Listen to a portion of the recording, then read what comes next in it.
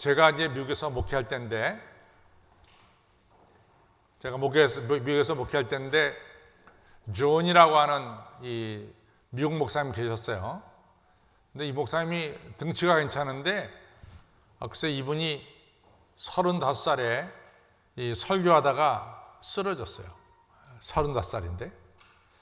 그래가지고 이제 병원에 갔더니 의사 선생님께서 하신 말씀이, 아니 35살인데 너무 근육이 없다는 거야. 근육이 없으니까 이제부터는 좀 근육 운동을 하십시오. 이렇게 이제 충고를 했습니다. 그래서 이분이 이제 교회 근처에 있는 헬스클럽에 나가서 트레이너 밑에서 근육 운동을 시작을 했는데, 저는 사실은 이 역기 안 들거든요. 근데 역시 잘 몰라요. 근데 우리 행정구에 있는 김 목사님이 이 역기 드는 데는 아주 달인이 돼가지고 내가 이제 물어봤어요. 도대체 45kg가 어느 정도 되느냐? 그랬더니 우리 한국 사람들한테는, 처음 시작하는 사람들한테는 45kg가 힘들대요. 왜냐하면 그 바 자체가, 이 둥그런 거 바 자체가 20kg이랍니다. 20kg. 그 다음에 바에다가 양쪽에 10kg, 10kg씩 얹으면은 40kg가 되는 거죠. 근데 처음 운동을 시작하는 우리 한국 사람들한테는, 비기너들한테는 40kg도 조금 힘이 드는 무게래요. 근데 미국 사람들은 원체 몸이 좋으니까 그 사람들은 이 40kg는 정말 비기너래요.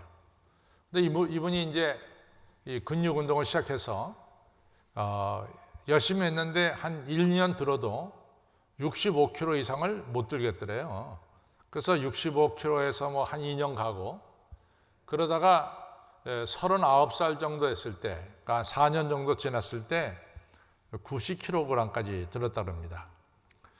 그러고 나서 이분이 이제 목회지가 옮겨가지고 새로운 지역에 가서 또다시 이제 헬스클럽에 다니기 시작했는데, 처음 트레이너를 만나서 말하기를, 제가 90kg까지는 들었는데 도저히 제가 100kg은 들 수가 없습니다. 그렇게 얘기했더니 트레이너께서 하신 말씀이, 목사님 걱정하지 말라고, 조금 나하고 같이 운동하면은 100kg 든다고.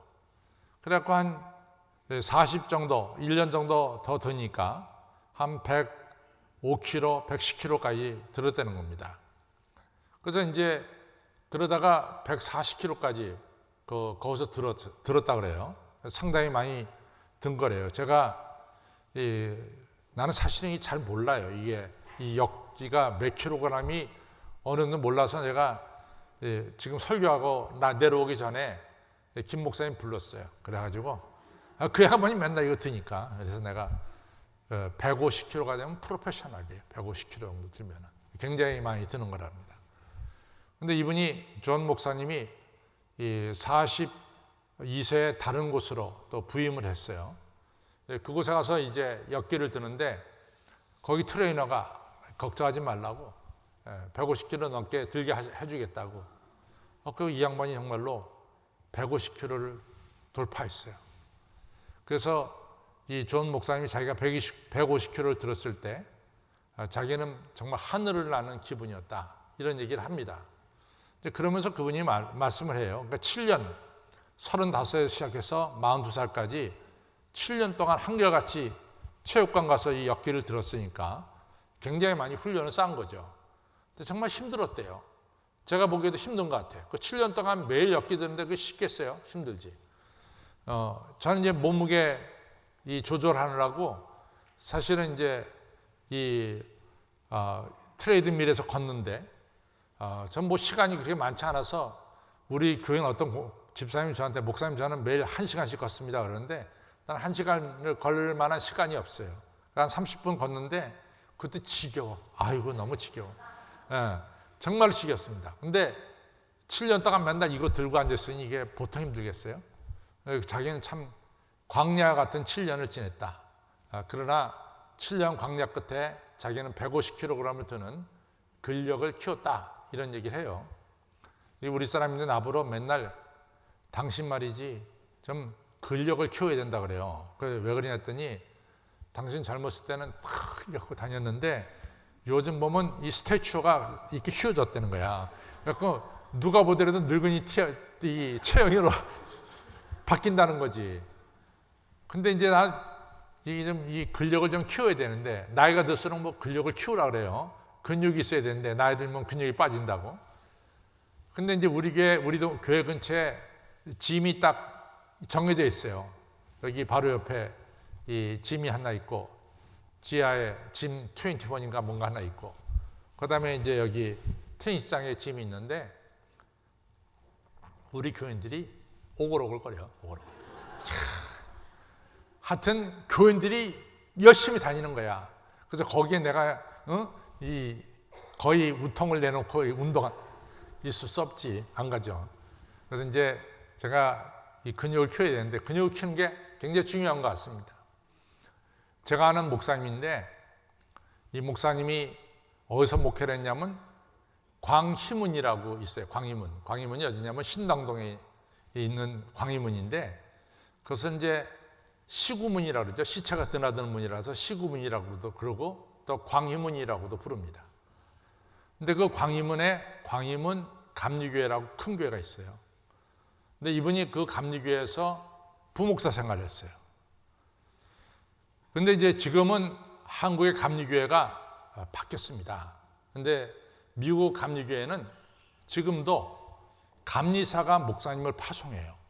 그리고 감리사가 그 목사님의 사례비를 결정짓습니다. 그래서 감리교는 감리사와 감독이 보통 힘이 센 게 아니에요.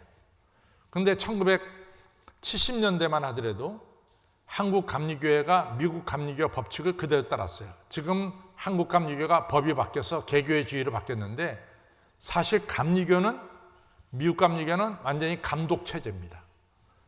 그래가지고 이분이 이제 이 광희민교회 부목사로 있다가 이제 담임 목사 되는, 거기는 이제 이 두 번의 이 안수가 있어요. 오디네이션이.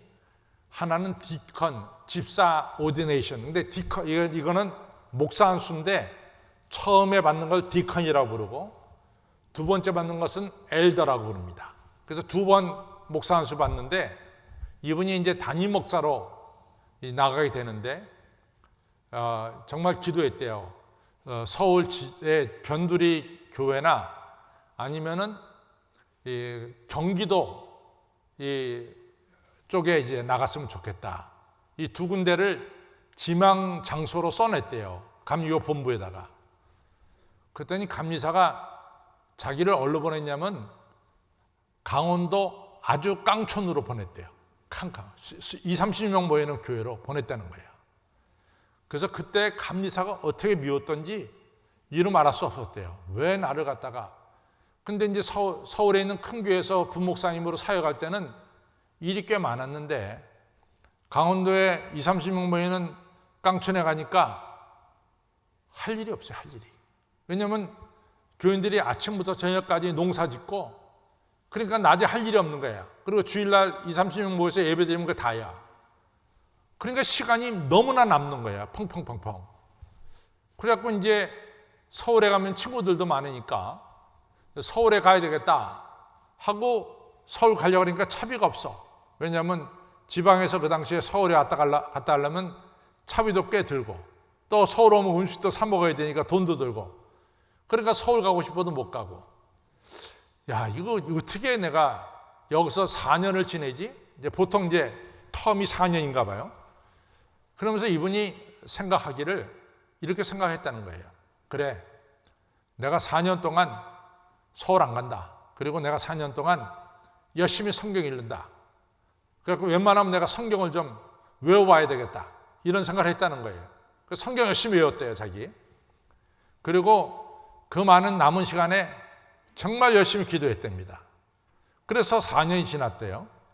그리고 4년 지난 뒤에 이분이 어디로 또 부임하게 되냐면 정말 서울 시내 아주 변두리에, 지금도 변두리예요, 거기는. 그 변두리에 그분이 이 교회 담임 목사로 부임했는데, 그때 그 시골 서울 변두리 교회가 30-40명 모이는 교회였대요. 30-40명. 그러니까 20-30명 모이는 교회에서 10명 더 많이 모이는 서울의 변두리 교회로 이분이 갔어요. 근데 그 교회가 지금 10,000명 이상 모이는 교회가 됐어요. 이분이 30-40명 모이는 교회 갔더니 교인들이 깜짝 놀라는 거야. 도대체 이 목사님, 강원도에서 올라오신 목사님이 왜 이렇게 성경을 많이 알아? 성경 달달달 외웠으니까. 그 다음에 기도하니까 능력을 받았단 말이지. 그러니까 말씀에는 이같이 역사하는 힘이 나타나서 성도들이 은혜 받기 시작한 거예요. 그래서 30-40명 모이는 교회가 뭐 1,000명, 2,000명 이렇게 하더니 수천 명 모이는 교회로 이같이 성장하게 된 거죠. 이분이 그렇게 얘기합니다. 자기 강원도 4년은 광야와 같았다고. 그러나 광야 기간 동안 자기는 말씀의 능력을 얻었고 기도의 힘을 얻었습니다. 이런 이야기를 하시는 것을 제가 들었습니다. 여러분, 우리가요, 사실은 작년 겨울부터 코로나 바이러스가 시작됐잖아요. 작년 겨울부터. 그런데 이 9월 말에 이르기까지 코로나 바이러스가 이같이 성행할 줄을 누가 생각했냐고. 누구도 생각하지 못했습니다. 그렇죠? 저도 전혀 그렇게 생각하지 않았어요. 저도 6월에 우리 신학 심포지엄이 있는데 신학 심포지엄 전까지는 코로나 바이러스 끝나겠지. 그럼 물러섰다고요. 또 7월에 저희 교회 의료 선교가 있는데 7월까지는 뭐 끝나겠지. 의료 선교 가겠지. 이리 생각했어요. 그 다음에 8월 말에 저희 교회 성지순례가 있는데 성지순례도 가겠지. 다 생각했어요. 웬걸? 신학 심포지엄 못했죠. 의료 선교 못 갔죠. 또 성지순례 다 캔슬돼가지고 낸 돈 다 돌려줬습니다. 이같이 아무것도 못하는 거예요. 그런데다가 사실은 교회 예배를 못 드리고 이게 보통 어려운 게 아닙니다. 정말 이 광야의 시간들을 우리가 보내고 있다 이렇게 생각합니다. 그런데 이 광야의 시간 동안 이 존이라고 하는 목사님은 근력을 키웠고 또 이 감리교 목사님은 영역을 키웠습니다. 여러분과 저도 이 코로나 바이러스라고 하는 뜻하지 않은 이런 어려운 시기를 지나면서 우리는 영적 근력이 자라나기를 주님의 이름으로 축원합니다. 그럼 어떻게 하면 영적 근력을 키우느냐? 오늘 제가 신명기 8장을 읽었어요. 신명기 8장에 이스라엘 백성들이 광야 40년을 지내는 것을 말씀하고 있습니다. 우리가 다 읽지 못했지만은 광야는 어떤 것이냐? 신명기 8장 15절 16절에 물이 없고 간주한 땅, 불뱀과 정갈이 있는 곳, 그것이 광야라고 딱 규정짓고 있습니다. 광야는 쉽게 말해서 불편한 것이에요. 편하지 못합니다. 아주 불편한 것이 광야입니다.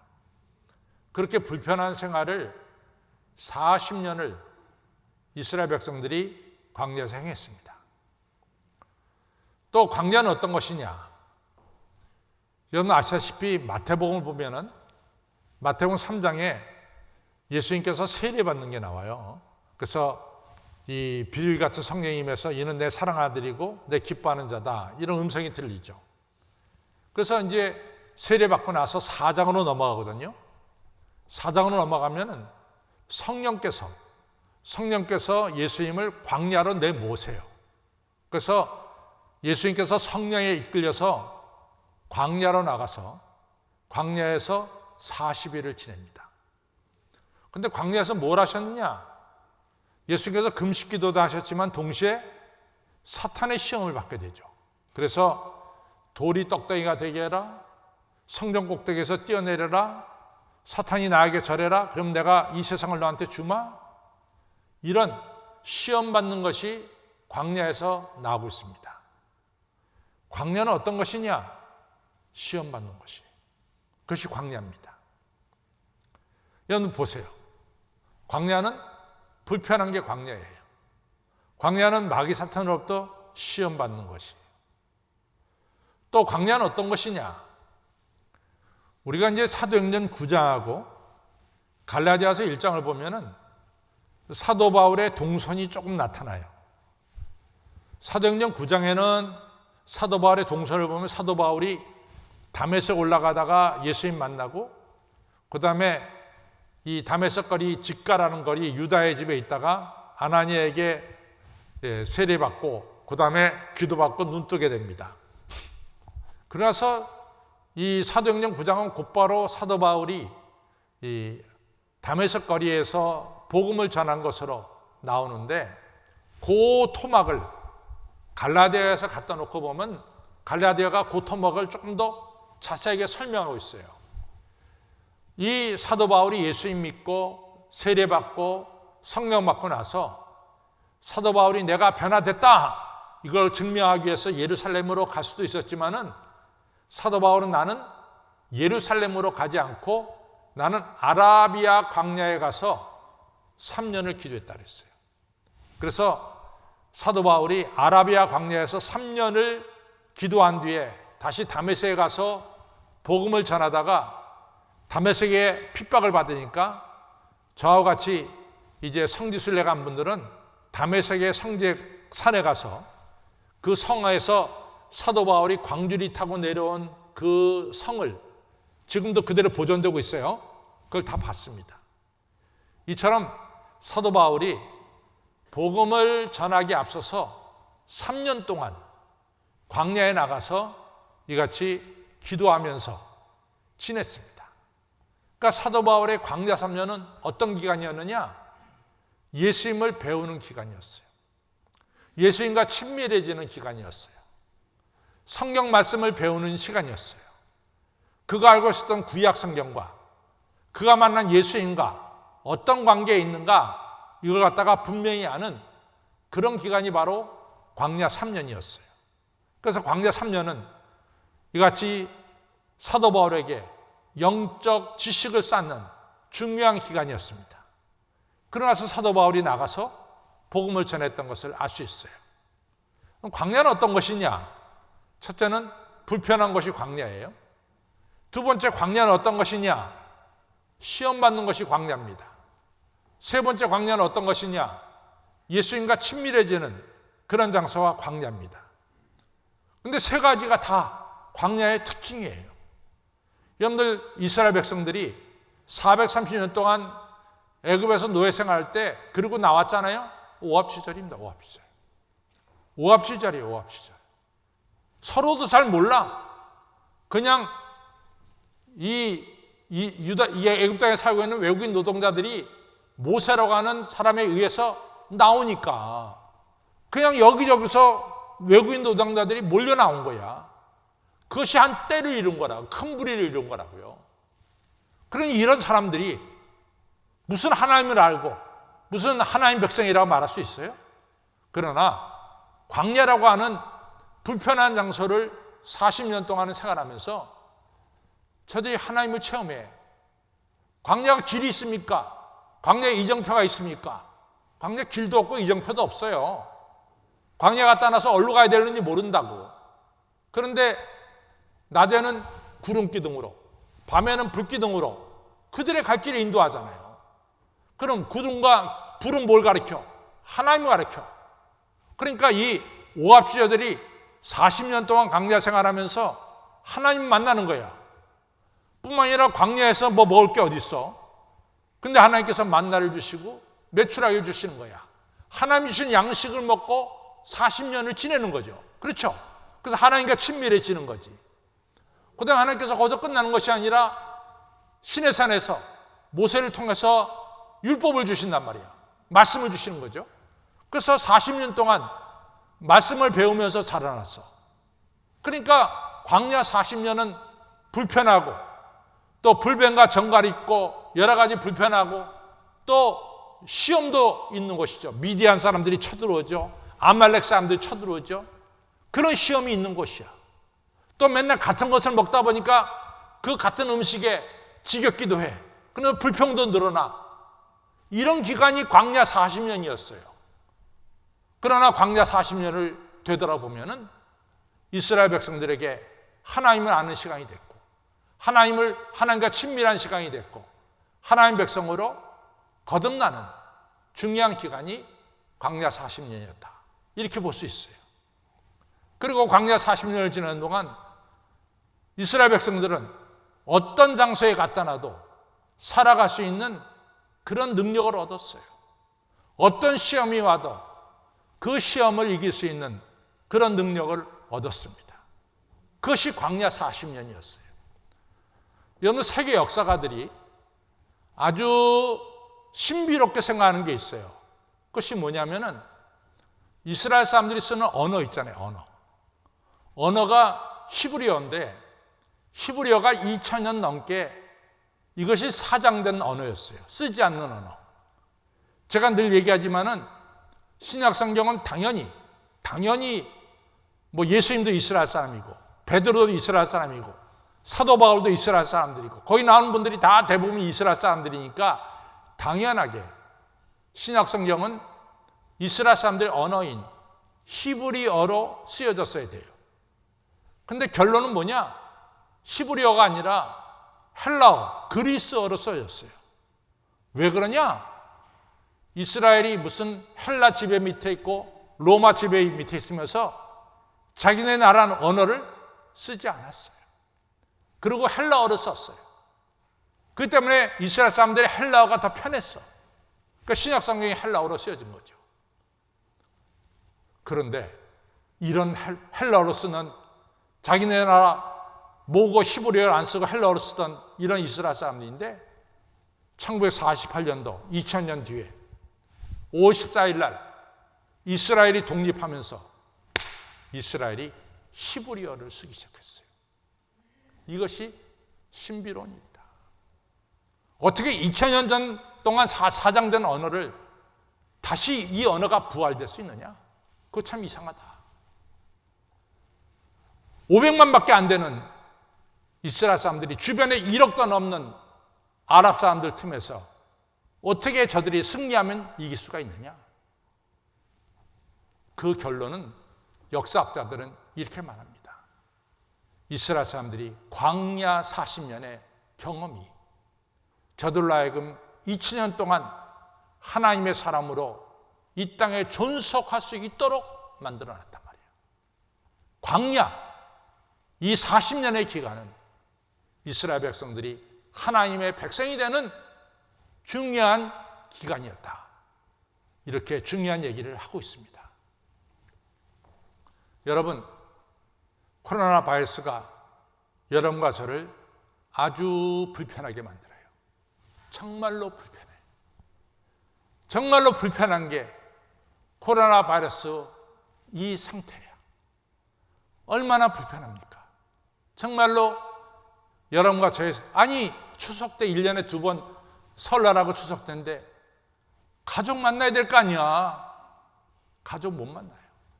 가족 못 만나요. 또 뭐 불효자는 웁니다가 아니라 불효자는 부모 찾아옵니다. 그런 말이 어딨어. 부모 찾아오는 게 불효자래. 그렇게 플랜카드가 붙였어. 이게 얼마나 불편한 세상이야. 어제 우리가 박헌시 장로의 아버님이 논산에서 이 장례병원에 장례 예배를 드리러 어제 논산 갔다고요. 논산. 근데 이제 갈 때는 휴게소 안 들렸는데 올 때 휴게소 들렸어. 아니 휴게소에 화장실 들어가는 것도 어려워. 급한 사람은 어떡하겠어? 그 앞에서 전부 다 줄 서가지고 다 재고. 에야, 이게 보통 힘든 게. 아니 그렇다고 해서 난 모르겠지만 너무 불편한 거예요. 너무 불편한 거. 음식 먹으러 가더라도 다 일일이 그냥 화장실 갈 때도 찍고 또 음식 들어갈 때도 또 쓰고 또 찍고. 이게 보통 이 불편한 게 아닌 게 됐습니다.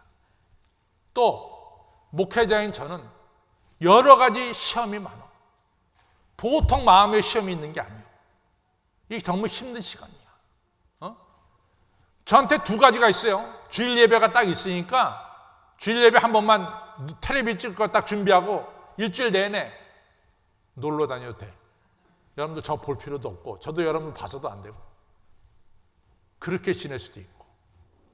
또 목회자가 가장 어려운 게 새벽 기도회인데 저는 뭐 무조건 오랫동안 일찍 일어나서 3시 40분 50분 되면 무조건 일어나요. 그렇다고 또 더 자? 그럴 수도 없어. 새벽 기도 안 한다고 그래 더 자? 그럴 수도 없잖아. 그러니까 이런 불편한 시기에 여러 가지 일들이 우리 앞에 벌어지고 있습니다. 그런데 이스라엘 백성들은 불편한 시기에 어떻게 했느냐? 하나님과 동행하는 시간이었고, 하나님을 배우는 시간이었고, 기도하는 시간이었고, 그 다음에 영적인 근력을 얻는 그런 기간이 되었습니다.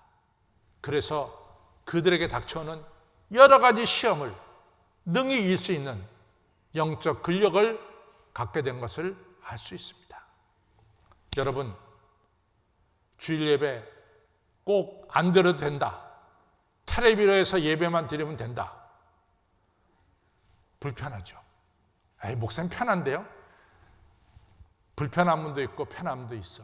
그러나 결론적으로 말하면 광야의 시간이야. 이 시간들이. 이 시간 동안 더 영적으로 여러분들 기도하시고 성경 읽으시고 영적 근력을 키우시기를 주님의 이름으로 부탁을 드립니다. 이 중요한 시간에 영적 근력을 키워야 돼요. 두 번째로, 광야를 지낸 시간이 너무 길어. 그럼 어느 누가 지금 9월 말이 될 때까지 코로나 바이러스로 말미암아 우리 생활이 이렇게 될 줄을 누가 알았냐고. 저는 꿈에도 생각 못했어. 6월 말이면 끝날 줄 알았어. 적어도 웬걸 끝나지 않고 있습니다. 지금 어떤 과학자들은 말하기를 내년 말까지 갈 수도 있다. 나 그 얘기 들을 때 너무 힘들었어요. 내년 말, 아이고, 내년 말까지도 갈 수 있다는 거지. 이게 쉬운 게 아니에요. 그런데 되돌아보면은 이스라엘 백성들이 만약에 람세스에서, 애굽의 람세스에서 떠나가지고 이 이스라엘 땅까지 들어가는데 지중해 길로 걸어가면은 일주일이면 걸어가. 일주일이면. 근데 이스라엘 백성들이 애굽을 떠나가지고 지중해 길로 일주일 동안 걸어가서 가나안 땅에 들어갈 수 있었겠느냐? 노웨이. 영어로 말하면 절대로 아니야. 왜냐하면 거기에 국경수비대가 있는데, 여러분들 국경수비대 병력이 가장 강한 병력입니다. 왜냐하면 적국과 마주치고 있으니까 국경수비대 이 병력만큼 훈련이 잘 된 병력이 없습니다. 그런데 이스라엘 백성들이 가나안 땅 들어가려면은 애굽의 국경수비대를 통과해야 돼. 애굽의 국경수비대가 놔주겠어? 자기 집에서 일하던 노동자들인데 그 사람들 그냥 가도록 내버려 두겠냔 말이지. 틀림없이 국경수비대가 전쟁을 할 거예요. 오합지졸 다 죽어버려. 다 죽어. 가나안 땅 들어가지는 못해. 그러니까 하나님께서 해변길을 버려두시고 광야길로 인도하신 이유가 바로 거기 있었어요. 일주일 만에 가나안 땅에 못 들어가. 40년을 훈련을 쌓고 그러고 들어갈 수가 있어. 나올 때는 애굽에서 나올 때는 오합지졸했지만 40년 동안 이런 세월을 지내는 동안에 이스라엘 백성들은 하나님 백성으로 거듭나는, 그리고 성숙해지는 그런 기간이 된 것을 알 수 있습니다. 하나님 왜 코로나 바이러스가 이렇게 오래 갑니까? 빨리 끝내주시죠. 만약에 6월 말에 끝났다면 여러분 지금 9월 말쯤 돼서 우리가 지난 6개월 동안 불편했나? 다 잊어버렸어. 코로나 바이러스 때문에 어려웠나? 다 잊어버렸다고. 그래도 기간이 좀 길면서 여러분과 저가 이같이 자유롭게 예배드릴 수 있다는 게 얼마나 큰 축복이고, 우리가 하나님의 은혜가 아니면 살아갈 수 없다는 이 진리를 깨닫게 되잖아요. 이스라엘 백성들이 바벨론 포로로 끌려갔어요. 근데 거짓 예언자들은 뭐라고 말하냐면은 2년 있으면 다 돌아온다. 그렇게 얘기를 했어요. 근데 예레미야는 no, 아니야. 70년 동안 바벨론에서 포로 생활해야 돼. 그러니까 그 얘기했다고 예레미야가 감옥에 갇히고 핍박을 받는 거야. 근데 되돌아봅시다. 이스라엘 백성들이 왜 바벨론 포로로 끌려갔습니까? 첫 번째는 우상 숭배했어요. 바알과 아세라, 하나님 떠나서. 두 번째는 하나님 의지하지 않아. 하나님을 버려버렸어. 그리고 권력과 재물과 쾌락에 빠져 살았어. 세 번째로는 하나님이 주신 성경책, 율법책을 쳐다도 안 봐. 잊어버렸어요. 하나님께서 이 세 가지 이유 때문에 하나님 택한 이스라엘 백성들을 바벨론이라고 하는 곳에 포로로 끌고 가서 지내게 했습니다. 만약에 하나냐라고 하는 거짓 예언자 말대로 2년 안에 바벨론에서 예루살렘으로 돌아왔다. 이스라엘 사람들 우상 버렸을까요? 안 버렸지. 또다시 우상 섬길 거야. 이스라엘 사람들 하나님만을 의지할까요? No. 계속해서 권력과 부와 명예와 쾌락을 찾아서 쫓아 살았겠죠. 이스라엘 백성들이 율법으로 돌아갔을까요? No. 율법 다 잊어버렸어요. 그러나 70년을 바벨론 포로 생활하면서 이스라엘 백성들이 우상을 버렸습니다. 참 성경 것을 분명히 얘기해. 바벨론 포로 전에는 성경책에 바알과 아세라를 섬기지 말라 이런 얘기가 쭉 나오지만은 바벨론 포로가 딱 끝난 뒤에는 바알과 아세라는 사라져버리고 말아. 그만큼 이스라엘 백성들이 바벨론 포로 생활하면서 우상을 버렸어요. 두 번째로는 저들이 하나님만을 온전히 의지하는 믿음의 사람들이 됐습니다. 오늘 우리가 가지고 있는 창세기, 출애굽기, 레위기, 민수기, 신명기라고 하는 모세 오경이 바벨론 포로기의 책으로 만들어진 거예요.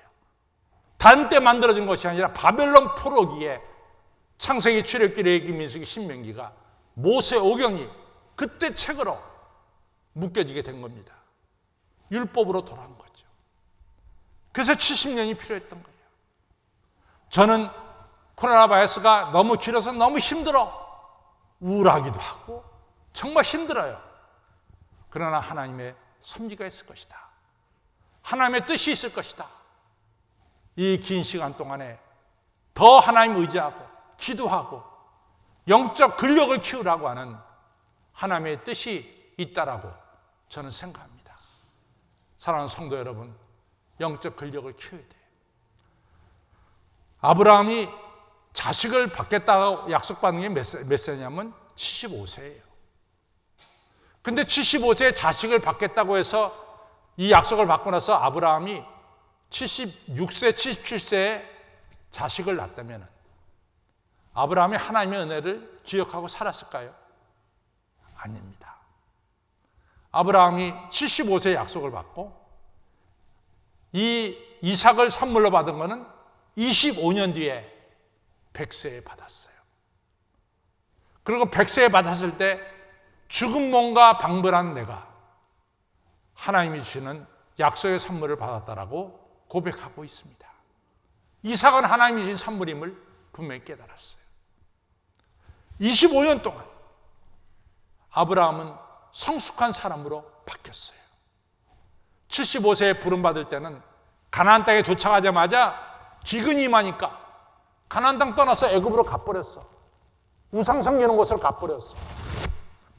그러나 25년이 지난 뒤에 100세 때 이삭을 받고 나서 그 다음에 한 20년이 지났을 때 창세기 22장에 보면은 하나님이 아브라함에게 네 자식 이삭을 모리아 산에서 바쳐라. 하나님을 사랑하기 때문에 아브라함은 뒤도 쳐다보지 않고 하나님 말씀에 순종하며 이삭을 바치는 이런 순종하는 믿음을 보게 됩니다. 얼마나 많이 성숙했는지 모릅니다. 도망가지 않았어. 하나님 말씀에 그대로 순종하는 것을 볼 수 있어요. 사랑하는 성도 여러분, 우리가 코로나 바이러스 기간이 너무 길어. 정말 소상공업자 다 망하게 생겼어. 멀쩡한 교회 마음대로 예배도 못 드려. 너무나 힘들어. 그러나 이런 기간 동안에 우리가 더 하나님과 친밀해지시고 하나님 말씀으로 무장하시고 영적으로 더 기도하셔 여러분과 저가 영적 근력을 얻는 이러한 광야 시간이 되기를 주님의 이름으로 축원합니다. 야고보서 1장에 보면 시험을 참는 자에게, 끝까지 시험을 참는 자에게 내가 생명의 면류관을 주리라 그랬어요. 우리가 광야 시간에 영적 근력이 키워질 때 우리는 생명의 면류관을 받게 됩니다. 이스라엘 백성들이 40년 동안 광야 생활 끝난 뒤에 그냥 가나안 땅에 들어가서 가나안 땅에 살고 있었던 7 족속을 무찌르고 그리고 가나안 땅을 차지하는 축복을 받게 됐습니다. 이삭이 그랄 지방에 가서 광야 생활을 했어요. 그러나 이삭이 광야 생활 끝에 창세기 26장에 보면 하나님이 그의 이삭에게 복을 주되 그가 드디어 100배의 축복을 받고 그리고 거부라고 하는 칭호를 받게 되었더라. 광야 생활 끝나니까 하나님께서 그냥 이삭에게 복의 복을 내려주신 것을 알 수 있습니다. 우리가 이 코로나 광야 이 시간을 믿음으로 영적 근력을 쌓을 것 같으면 하나님께서 여러분과 저에게 생명의 면류관 주십니다. 저 따라서 생명의 면류관. 하나님께서 우리에게 땅을 차지하도록 땅의 축복을 주십니다. 하나님께서 하나님의 지경을 우리에게 주신 줄 믿으시기 바랍니다. 그리고 더 나아가서 이삭이 받은 축복을 여러분과 저도 받게 될 줄로 믿습니다. 이 광야 기간, 코로나 바이러스 기간에 영적 근력을 키우는 축복의 사람들이 되시기를 주님의 이름으로 축원합니다. 다 같이 일어나시겠습니다.